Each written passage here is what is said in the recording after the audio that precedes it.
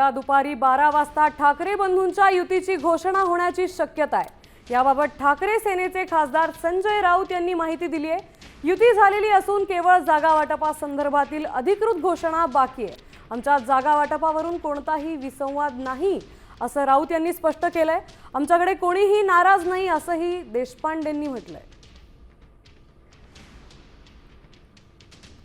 युती तर झालेलीच आहे, फक्त जागा वाटपावर शेवटचा काल रात्री पूर्ण झाला।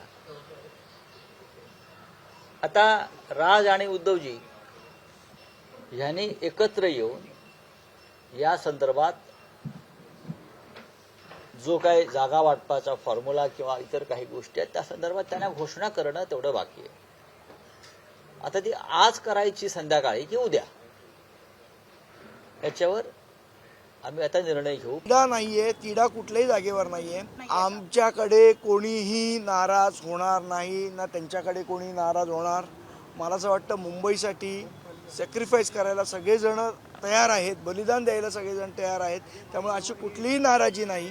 पण शेवट उमेदवार कुठला निवडून येऊ शकतो, काय होऊ शकतं, त्याचे परिणाम काय होऊ शकतात, कुठल्या वॉर्डात कोण, या सगळ्या गोष्टी हा चर्चेचा भाग असतो। ती चर्चा अजून आमचे नेते मंडळी करतायत।